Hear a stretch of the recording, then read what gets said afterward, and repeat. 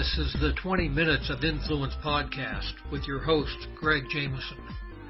Influencer marketing is the process of identifying, researching, engaging, and supporting the people who create high-impact conversations with your customers. On each episode, I talk with industry leaders, business rock stars, and internet celebrities who contribute their knowledge about influencing others and growing your influence. Welcome to the 20 Minutes of Influence podcast. I'm your host, Greg Jameson, and I have a special guest with me today. His name is Neal sSchaffer, and Neal is the author of a book called The Age of Influence. This podcast being about influence, I think that you're going to find it really exciting because in the little bit of time that I've talked to Neal, we've already kind of hit it off here in terms of what we think influence is all about. So welcome, Neal, and go ahead and tell our listeners a little more about yourself. Well, thank you very much, Greg. I am a social media strategy author, consultant, speaker. I've been doing this not as long as you, Greg, but my company is now in its second decade. So with the emergence of social media, there was a need for businesses to sort of figure it out. So I've written 4 books, 2 books on LinkedIn, specifically a book called Maximize Your Social and How You Can Build Your Own Social Media Marketing Strategy. And then my most recent book, which not the best of timing, but it published on March 17th in the midst of coronavirus, called The Age of Influence. I've found it, with working with clients and speaking, what have you, over the last 2 years, there's just been a lot of questions and concerns or misunderstandings or interest in the concept of digital influence and influencer marketing. And like you, Greg, I'm pretty passionate about educating and making sure that our clients and businesses out there really get the best education and figure out how to best leverage it. So that's really top of my mind. So it's really an honor to be here. There's only a handful of people that have written books on influencer marketing, Greg, and you're one of them. And now I'm joining the ranks. So yep. So we're in an elite club here, but yeah, it is interesting timing, I guess, for the world in general. But I don't think that, social distancing does not mean really social disappearing at all. So, in fact, if anything, it strengthened it.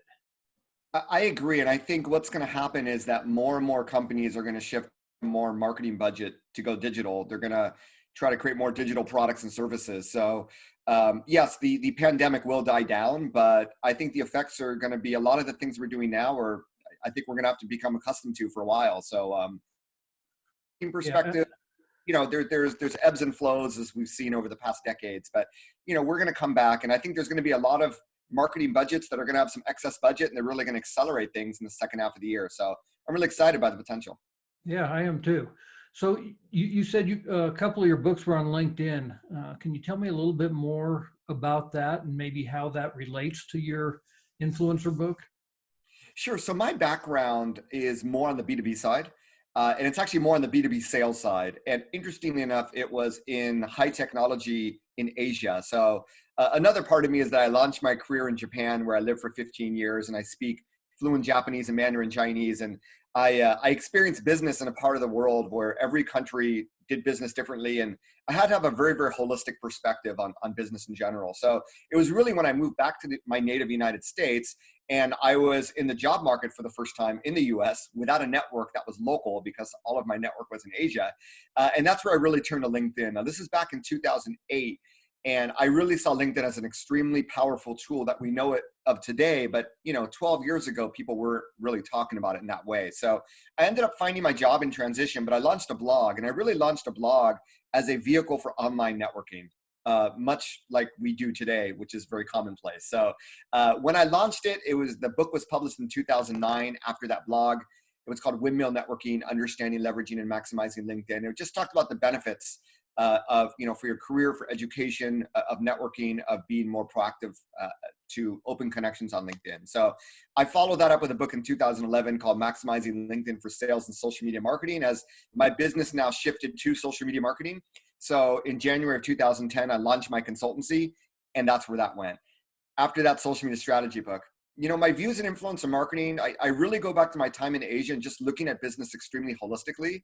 So like yourself, Greg, and you sort of hinted at this, when all of this sort of Instagram influencer marketing emerged, right? We used to have something called clout, right? Where we could see someone's score. And whenever I saw someone with a high score on clout, I would try to figure out how they got that. Are they, normally you're not influential unless you're out there, you're public. Are you public on YouTube? Do you have a book? Are you a speaker? So whenever I saw someone with a very, very high cloud score that didn't even have a website, I immediately thought they were gaming the system. So, fast forward to Instagram, there's a bunch of people that don't have websites that have 10, 20, 50, 100,000 followers. And like, who are these people? And I'm sure, Greg, you've thought the same. They don't have any website. They don't have any other social profile except for Instagram. Now, what I've learned over time is, yes, there's a tremendous amount of people gaming the system, but there are real people out there, real influencers that are mixed in, right? But I think, Greg, the conversation I've been having, and then I write about it in the age of influences, let's not look at influence in terms of follower numbers. Let's look at influence in terms of everybody has some sort of digital influence. And, even within influencer marketing, we define influencers by less and less number of followers. We now have the term nano influencers, and maybe that's only 1,000 followers. Some people say 500 followers. So look around you at everybody that has 500 followers on Twitter or 500 plus LinkedIn connections. Anytime you send out a message, if it's reaching a few hundred people, it's not as much influence as a president has, but it is influence that can be tapped into, especially today where the algorithms are in favor of people and brands just don't get much reach for their organic social, right? So the tables have turned, and therefore, instead of looking at influence in terms of numbers, let's look at it in terms of brand affinity. And I use a great case study, Greg. So I'm doing this right now with my book, right? I come out with a new book, and the single KPI I have right now is getting Amazon reviews. So instead of reaching out to Instagram influencers that have 100,000 followers and spending a lot of money, why not go through people that have reviewed previous books of mine? Why not go through on Amazon people that have reviewed similar books that were connected on LinkedIn? So yes, they review books on Amazon. We already have a connection. Maybe if I offer them a copy of my book, they might consider reviewing it if they found it recommendable, right? And it's going to be a much lesser cost, and it's people that already know, like, and trust me, and it actually deepens that relationship with them. So I'm telling, customers of mine, go to your employees, go to your followers, go to your customers, go to your partners, start there. And I think from there, you can build a really, really good program. Not everybody has as much influence as others, but it's measurable influence versus a black box with some of these influencers, especially when we talk about Instagram. It really does become a black box. We don't know if they have brand affinity with us. So instead of trying to look outside for celebrities, let's look inside out and try to leverage the people we already have. And I think that alone is a great start to what I would call an influencer program. Some would call a brand ambassador program, but that's really where I would start, with people that already have brand affinity for you. And there aren't many companies doing this yet. I see some doing it, but I think that's the way forward, and that I'm at least encouraging whenever I speak on a podcast like this. Greg, I'm going to hand it back to you because I know you've been waiting to say things. So I'm going to let you chime in. Yeah, you had some really interesting points in there that got me thinking about all kinds of things. One is, and I don't remember who said it, but basically that in order to really be successful online, you only need 1,000 true fans. That was Seth Godin in Tribes, I believe. And I quote that as well. Yeah. So I think that's really true. If you think about it, that if you've got 1,000 people that will kind of do anything that you tell them to do, that you are way ahead of the game compared to most companies and most individuals. The other thing that you were talking about there was, I think, and it kind of goes along with that, are people really relating to you, or is this just a number out there of followers? Because the fact is that there are people that are influencers in this world, that are true influencers in this world, that don't play the social media game at all. But they've got a whole lot more influence than this person with 100,000 followers on Instagram that is a nobody. Yeah, and I think, we look at sort of niche influence. So, Greg, back when we were younger, there were only three TV networks. We all saw the same TV shows, right? That we talked about at school. But today it's just so fragmented because we're everywhere and we spend our most time on social media and we're all finding our own influencers. So even those influencers, I will say they don't have the influence of, like I said, a politician or those people that have tremendous influence off of social media. But if they can, if you are selling cosmetics and they can influence, 100 people to check out your cosmetic product, which I think is very reasonable, right? Let's say 1% engagement rate on 10,000 followers. And you can work with 10 of these, influencers, and you can convert them into brand advocates. You've got your 1,000 right there, right? So there's at the end of the day, what I've learned, Greg, and I actually learned this in Japan where I go frequently for business. They're very far behind in terms of digital marketing and social marketing and influencer marketing. But when I talk to small business owners there, I'm like, well, how did your business blow up? And they say word of mouth marketing. They all say that. So, if people are not talking about you in social media, you need to incite that somehow. And a common thing that a lot of companies are doing now, which I think is a great strategy, is don't necessarily look at influencers for amplification, look at them as content creators.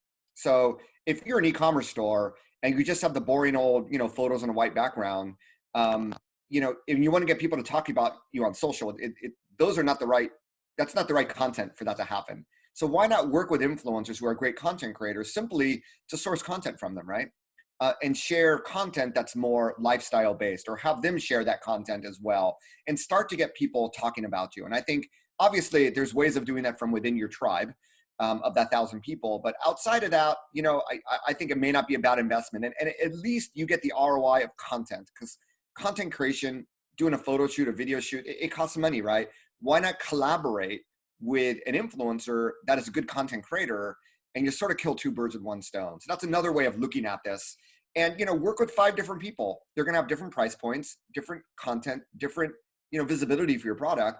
And, it's like anything else in marketing. It's sort of like A/B testing, but instead of testing different, ads on Google or Facebook, we're now testing working with different influencers and measuring the ROI of working with them and finding those 1 or 2 influencers that perform the best and doing more with them. So that's the other aspect. Should you decide to work with influencers, you need to get data. You need to work with a lot of influencers to get that data to understand market price and sort of ROI. And I think from there, you'll be able to better, create an ROI driven program.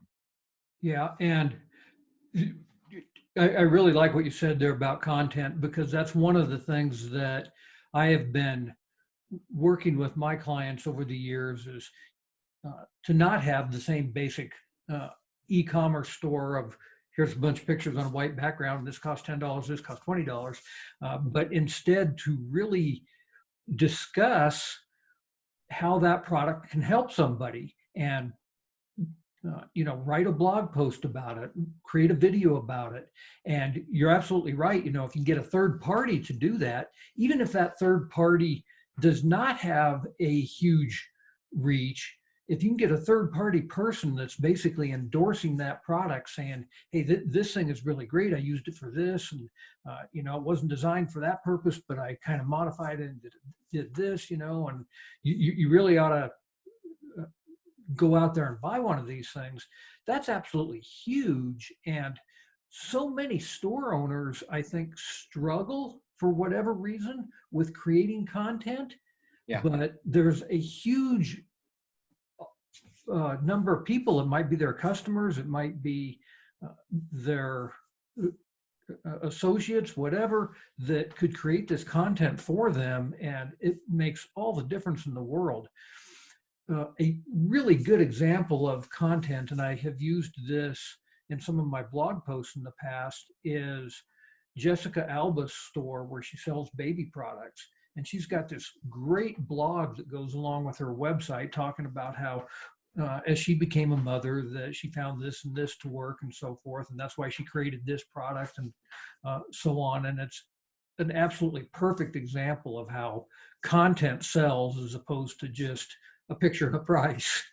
Yeah, speaking on that subject, one of my clients a few years ago, really before Instagram emerged, was they were selling baby healthcare products, and my agency worked with them, and we had an influencer marketing campaign. So they were focusing on mommy bloggers, right? And when I was putting together the list of sort of influential mommy bloggers, there were also some media sites that came in. And the top by far was a site called Baby Center. My client, so I reached out to Baby Center. Hey, we'd love to collaborate. And they wrote back, and my client was excited. But when you look at it, you don't see this about Baby Center. But when you look at the very bottom, Baby Center is owned by Johnson & Johnson, right? So this is an example of a brand, and it could be an e-commerce store that have owned the category online by creating a full-fledged media site. And I'm sure there are links in there to Johnson & Johnson products, right? But they've taken that media approach. This is something that brands haven't been able to do that well on Instagram and YouTube, because if they wanted to become influential on there, they could create great content, but they have issues. But in terms of like written content, blog posts is a great example. That's open territory, for so many e-commerce sites. And I work with one of my clients has an e-commerce site, and we talk about the concept of branded content and non-branded content, right? And it's that non-branded content that's the opportunity. If people search for your company name or your company product name, you're probably going to come up number one. But if they're searching for the solution, as you say, Greg, you're lost in the search results, right? And that's huge opportunity. You should be creating blog content. It's almost like customer education, right? Providing ideas, solutions for their problems. And that's the content that people actually search for on Google. That's going to generate, e-commerce business from your blogging and your content marketing and SEO. Yeah. And obviously, you and I know this, and I think most people know it, is that people trust recommendations from people that they don't know all the time.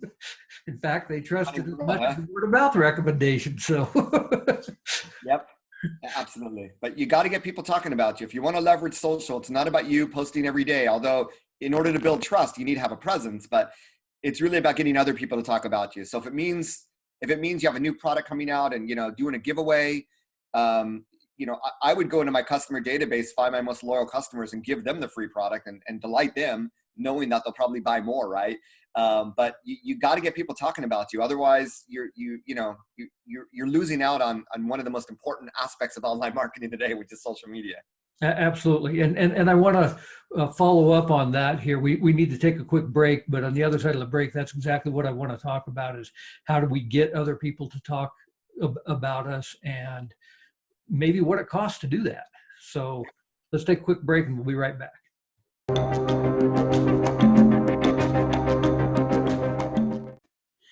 Hi, I'm Greg Jameson, the host of the 20 Minutes of Influence podcast. Every week, I not only have the opportunity, but the real privilege of interviewing experts in their field, true thought leaders, and I get to share this information with you. The purpose of this is really to help you sell more of your products and services online, which is the core premise of my primary business, Web Stores Limited. At Web Stores, we go out and we create e-commerce websites for small businesses. Plus, we do internet marketing and digital advertising for those businesses to really help them sell more online. We have a whole number of resources and tools designed to help make this process easier for businesses, probably much like yours. I've been the author of several #1 best-selling books, including Amazon's Dirty Little Secrets and The Influencer Effect, plus a whole series of online courses if you want to learn how to do this stuff yourself.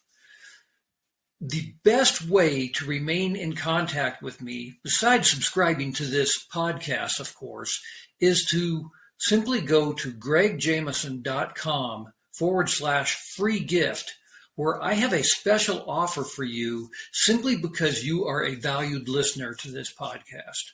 Thanks again, and now let's get back to today's episode.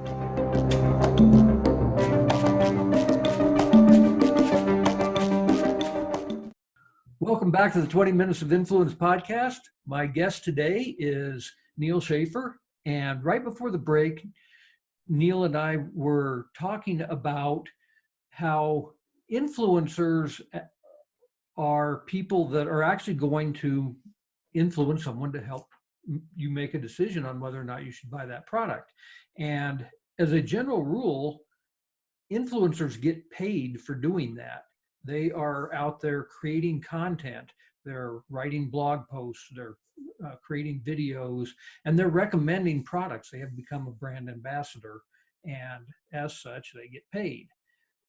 At the same time, you and I as individuals are not supposed to get paid for creating reviews and testimonials for customers. And I guess I just wanted to talk to Neal about that, what appears to me to be a fuzzy gray line, and what is the proper way to actually go about working with people, whether they be individuals or people that are recognized as influencers, and when someone should get paid or not. Yeah, those are really great points. And it really is a gray area. I think the advice is, obviously, if you are working with an influencer in a paid transactional relationship, they have to disclose that they receive product or, money. And they usually do that. There might be a line at the bottom of a blog post. It might be a hashtag, hashtag ad or hashtag sponsored. But that is something that you have to do as a business. You have to request them to do that. Where it gets gray is when it's not influencers, when you're reaching out to your customers and giving them free product, or when you are saying, hey, if you like the product, we'd appreciate a review on Amazon or Yelp or, whatever business you own. It gets a little gray, right? And from my understanding, as long as you're not paying someone to write the review, Amazon even has something called the Amazon Vine program, where you can basically, I don't know if it's open to everybody, but they'll allow you to give product in exchange for review. So I think the notion that, as a business, at some point you may give product and ask for a review, and you might get a review. That's where the gray zone is. I think a lot of businesses are doing it. I encourage businesses to do it. You're not paying for a review, and there's no guarantee that you're going to get a review. You're asking for a review, and you're giving free product, which as a company you probably do, or you're giving a discount. Maybe you have a Black Friday BOGO. So, you're giving a BOGO in hopes that someone reviews your product. If you think about it that way, I think it's still great in all honesty, but I think it's more authentic. And I mean, let's put it this way. When you came out, if you were going to sell something in Amazon, or you came out with a restaurant, you're going to invite your friends to the restaurant to write a review. You're going to, give your book to your friends so that they can write a review. It's a very common thing. It's human nature, right? So I think that to some extent, 100% of this is never going to be clear. And they're not going to say, hey, I'm best friends with Neal. That's why I wrote this review, right?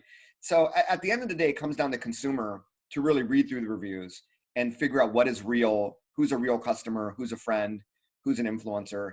And I think people are getting better at that. If I saw something that only had good reviews and had no bad reviews, that's almost a red flag to me.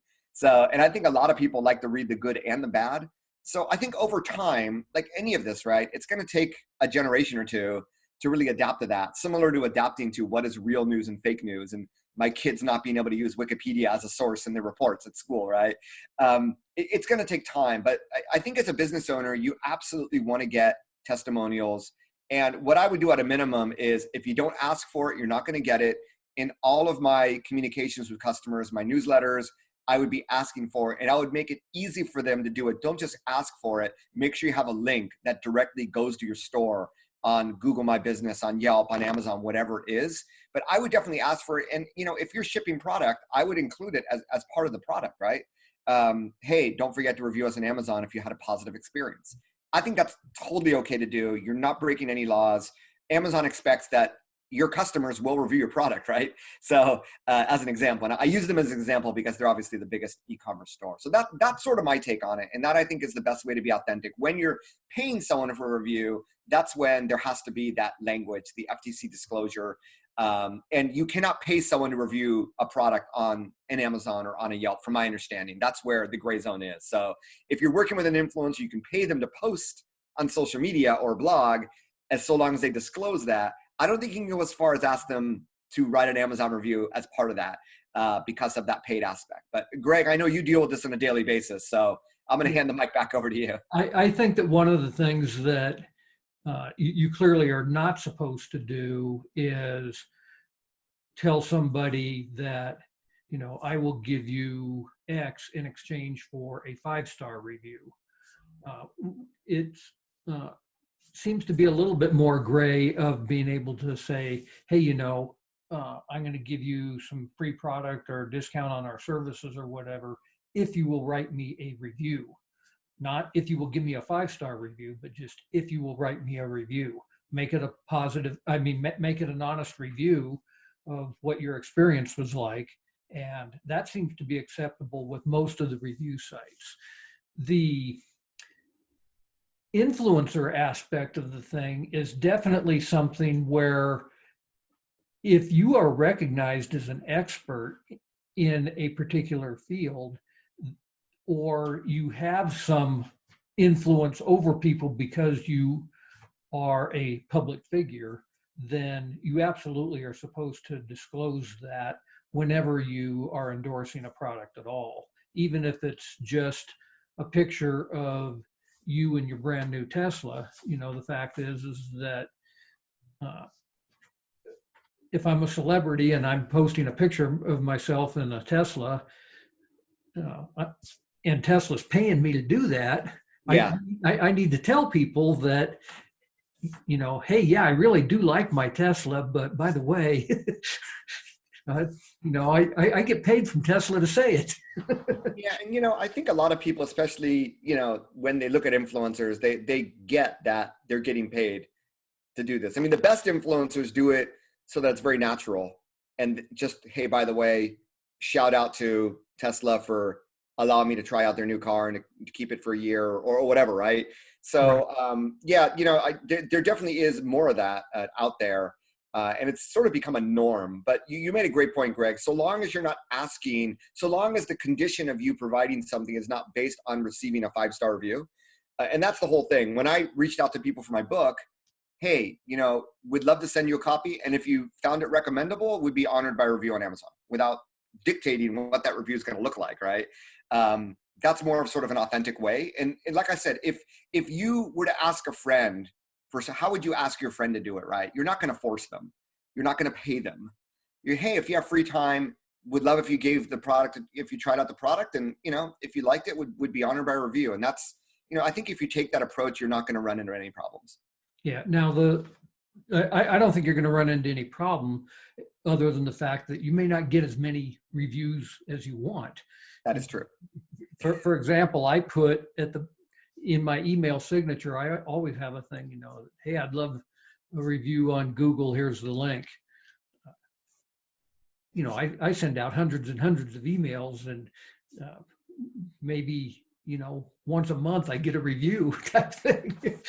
Yeah, I'm with you, Greg. And we were talking about this at the break, and especially with regards to podcasts, I find a lot of other podcasts, in order to get reviews, will offer something, a free 15-minute consult, or, they're giving access to something in exchange for a review.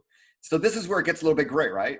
You're not sort of, if you just ask for the review, you don't get enough numbers, because maybe 1 in 1,000 will actually take the time to write a review. And I think it doesn't matter if it's Greg Jameson or Neal Schaefer or Pat Flynn or any of these other podcasters. I think that's sort of the norm. So, how do you accelerate that? That definitely is one way to accelerate it. But then it comes up with the moral question is, how authentic is this, right? And that's something that every business owner has to fight with. But I don't think that, Amazon is going to come down and say, this is a fake review. And I don't think you're going to get penalized. So there's no one right or wrong answer here, but I would say if a lot of other people in your industry are doing it, it's something to consider, because it's already mainstream. And by listening to a lot of podcasts and, realizing how they're getting a lot of reviews, some of them are, by inciting it through providing something, that's what gets me to believe that there's a lot of that in any industry going on. Yeah. So let's take that in the direction that we were talking about here earlier with influencers. And we've got a small business that has an e-commerce store, and lots of people are going to have e-commerce stores in the next year that don't have them now, just because of the condition that the world is in, that whether they're selling a physical product, they're selling a service, they're selling a digital product, whatever, they're going to be selling something online, and they Agree. are going to want to get to, having these influencers out there create content for them, as we were talking about, because maybe they're not the best content creators themselves.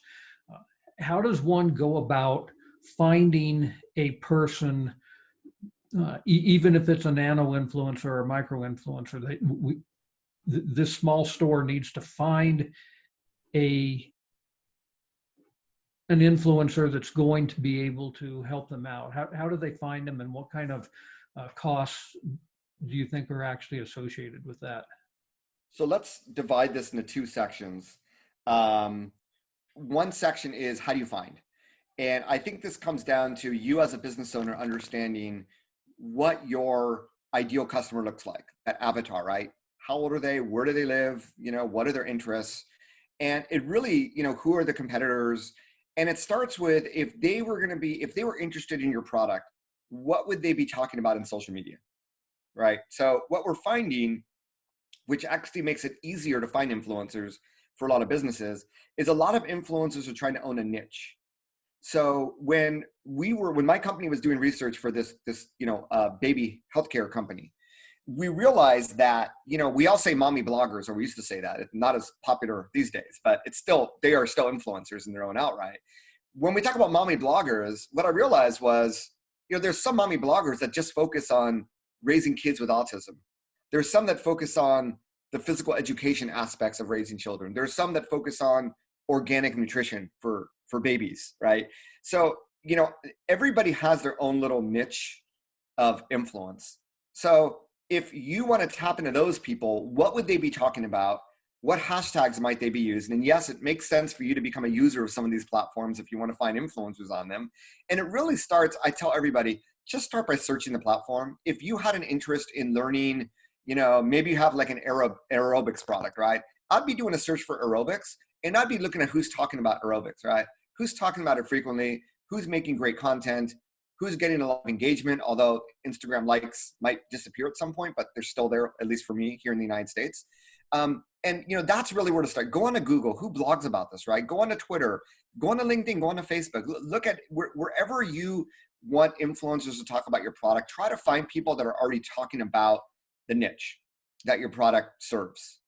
So that's the easiest way to come up with a list of 50, 100. I mean, this is where my background in B2B sales comes. Oh, Then go I for it. just reach out to these people and say, hey, would you write a blog post for me? Yeah, so let me go to the next step. But I wanted to, before you do that, I wanted to remind people. So this is where my B2B sales background comes in handy, because this is very much like a CRM-based approach, right? It's a sale. You're going to reach out to 20 people. You may not hear back from any of them.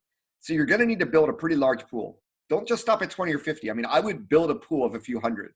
But what you're going to do is you're obviously going to start to reach out to them. Wherever you find them on whatever platform, go to their profile. Some of them actually say, fill out this form or DM me. So you want to make sure that you actually read the instructions and you reach out to them. When you reach out to them, right? Hey, saw your content about aerobics, really love what you're doing. My company has a great product. Just trying to figure out if there's any way in which we might be able to collaborate with each other. Let me know your thoughts. And I highly recommend you leave it open-ended and you don't start out with pricing, because every influencer is like his own or her own company. They all have different conditions. They don't always want money either. Some just want product, right? Some may want product for themselves and for their community so that they can give it away. Some want discount codes for their community. Some just want money. And I don't know if those are going to be the right people, because if they don't want to actually sort of use your product, I don't know how much sense it makes to work with them, right? So if you were to reach out to 100 people, I don't know how many responses you're going to get, maybe 5 or 10, I don't know, maybe 20. But all of those responses, if you leave it open-ended, are going to be very, very different. Some are going to say, here's how I work, here's my rate sheet.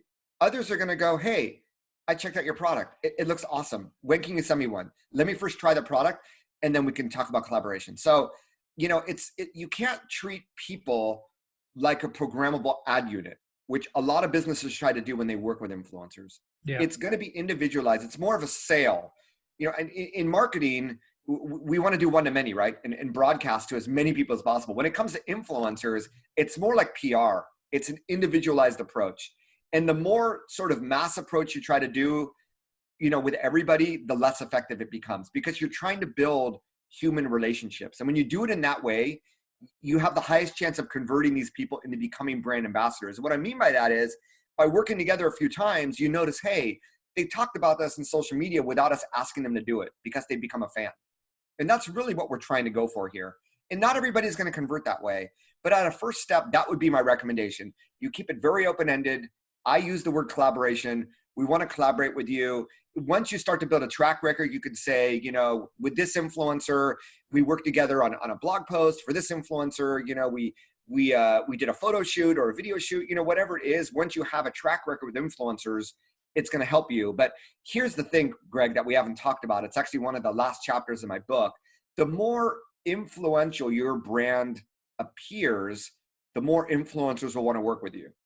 So if you're a Coca-Cola reaching out to an influencer, there's a heck of a lot of influencers that will want to work with you. But if you're like a Coca-Cola competitor that no one's ever heard of, I don't know how much they'd want to work with you, or the conditions might cost you more. Whereas if it's Coca-Cola, I'm a big Coca-Cola fan. I'm already drinking. I love you guys. You don't even have to pay me money. I'd be more than happy to help promote you, right? So, influencers love influencers. Influencers love to work with influential brands. And that's the thing. You also have to do more organically on social media to try to build up your influence as well. And that's a whole other subject that we can talk about, maybe another podcast episode. I was going to say, we're going to leave it actually right there for today. And I'm going to let you direct people to how they can stay in contact with you. And then I think you and I have so much to talk about. Yeah, we should do another session here sometime. But go ahead and let people know how they can stay in touch with you, Neal. Sure thing, Greg. So yeah, we could go on for hours. This has been awesome. So my name is Neal Schaeffer. It's my brand everywhere. So it's nealschaeffer.com or Neal Schaeffer anywhere on social media. The name of my book is called The Age of Influence. It's on Amazon. It's available everywhere. And I also have my own podcast called a little bit different than Greg's, but it also has the word influence in it. So it's called Maximize Your Social Influence. So if you're a podcast listener, I hope you'll check that out as well. Great. And I'll put some links in the show notes as well. Awesome. Really appreciate your time here today, Neal. It's been great. Well, thank you, Greg. It's been awesome. Thanks for listening to today's episode of 20 Minutes of Influence. If you enjoyed today's podcast, please leave a review on iTunes or wherever you listen to your podcasts. And if you are interested in booking myself as a speaker at one of your events, or are interested in any of my coaching programs, please visit gregjameson.com.